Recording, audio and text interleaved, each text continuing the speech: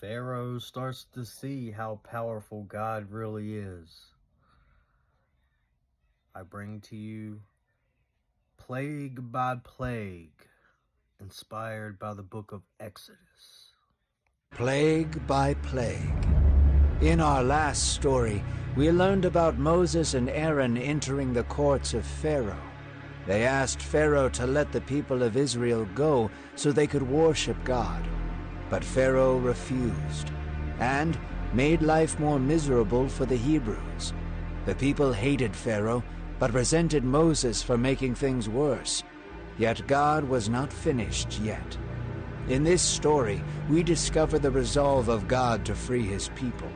Pharaoh's hard heart would be crushed under the mighty hand of God. Darkness hovered over the heart of Pharaoh. His eyes portrayed a soul hardened by God himself.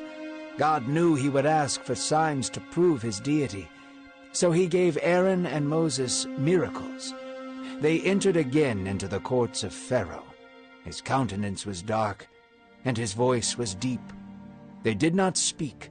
Instead, Aaron cast down his staff at the feet of Pharaoh. The staff bounced on the ground, and slowly the wood began to morph into scales, and the staff motioned back and forth until it became a serpent. The serpent slithered and hissed towards Pharaoh. However, he did not look at the serpent and marvel. Instead, he saw it as a challenge. Pharaoh called over his wise men and sorcerers, the magicians of Egypt. With their trickery and secret arts of deception, they performed the same sign. Each sorcerer cast down their own serpents, and they surrounded Aaron's. Aaron's serpent staff gazed upon the other snakes and launched itself towards them. In almost an instant, Aaron's serpent swallowed up the other serpents and came back to Aaron as a staff. Pharaoh's heart did not budge. Early the next morning, Pharaoh was lounging near the Nile. The birds were chirping in the coolness of the morning, and Moses and Aaron approached Pharaoh with their staffs. "Pharaoh," they shouted, "God has said again, 'Let my people go.'" Pharaoh did not respond. They spoke again, saying, "By this you will know the power of God." Aaron took his staff and drove it into the Nile River. A sweeping force came upon the waters, and Pharaoh watched as the entire river turned crimson. Blood had replaced the water, and the fish of the water turned belly up. Their rivers, canals, ponds, and pools became blood. Even the water in their cups leaked a deep red. The Nile was once red with the blood of Hebrew children, and now it ran red by the justice of God. Pharaoh once again turned to his magicians. By their secret arts, they were able to turn water red. Pharaoh was comforted that he could match the signs of God. He was deceived into thinking he was God's equal. Little did he know what true power the Lord possessed. His heart remained hardened. For 7 days the Egyptians could not drink from the Nile. Again Moses went to Pharaoh and said, "God has said, 'Let my people go.' But if you do not, another plague will fall upon your land." Again Pharaoh refused. The Nile swarmed with frogs, and they covered the entire land. The streets, homes, and cups of Egyptians were inundated with frogs leaping about. The magicians of Egypt once again explained the signs away with their secret arts, but the frogs did not cease. Pharaoh could no longer take it, and he pleaded with Moses and Aaron. "Please, plead with the Lord to take the frogs away." Pharaoh said, "I will let your people go tomorrow." So God caused the frogs to cease coming from the ground, and the streets stunk with the carcasses of dead frogs. When Pharaoh saw that there was a respite from the frogs, he recanted his offer to free the Israelites. His heart grew harder, and he continued his ongoing battle with God. God stretched out his hand once again. As Aaron rose his staff to strike the dust of the earth, the sand became swarms of gnats. Like a hurricane, the gnats surged the land of Egypt. People and animals were covered with the tiny insects, and it became maddening. Pharaoh, growing more panicked, turned to his magicians once again, but they could not do what God had just done. "This is surely the finger of God," they said, but Pharaoh's heart was still like stone. As tyrants have done for generations, he continued his war against the Creator. One morning, Pharaoh was enjoying himself by the water. Again Moses and Aaron rose and went to him. They spoke to Pharaoh, saying, "God has commanded that you let his people go, or else there will be swarms of flies coming upon the land." Predictably, Pharaoh refused.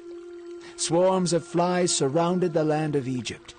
However, Goshen, where the Israelites dwelled, was left unharmed. The swarms of flies ruined everything, and the Egyptians spiraled into insanity.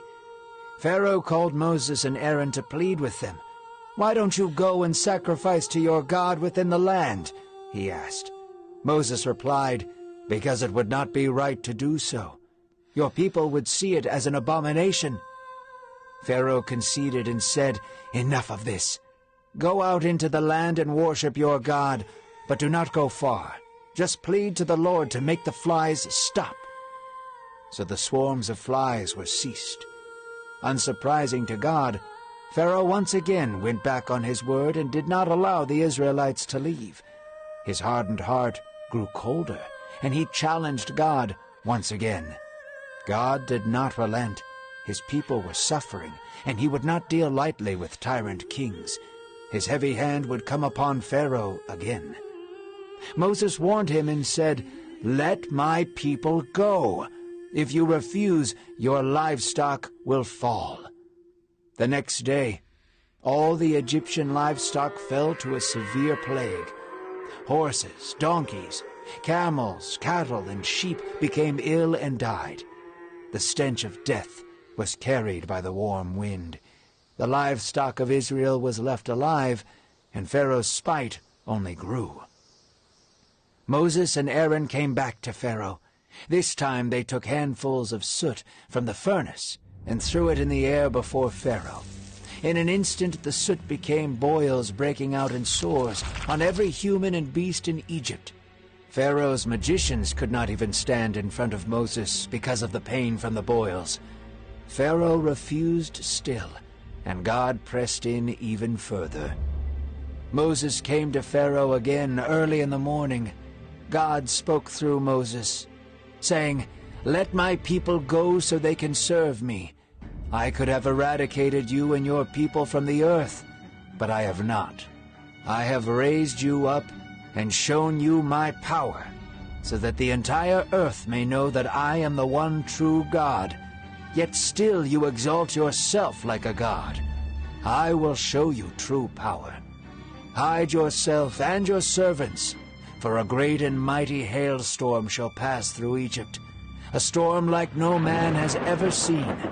Hide your people, for whoever does not seek shelter will die." And so it was. Whoever feared the voice of God was protected under the safety of their homes.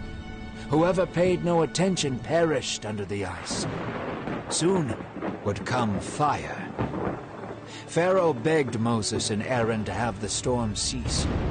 "I have sinned," Pharaoh cried. "The Lord is in the right, and I am in the wrong. Leave, and I will not pursue you."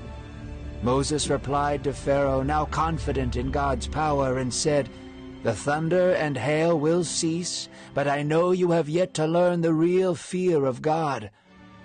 So they began to leave the city. Pharaoh saw that the storm had stopped. He looked up to the sky, feeling a sense of accomplishment that he could manipulate God into ceasing the storm. He did not let the people go. God knew this would happen. Pharaoh had yet to truly learn how far God would go to rescue his children.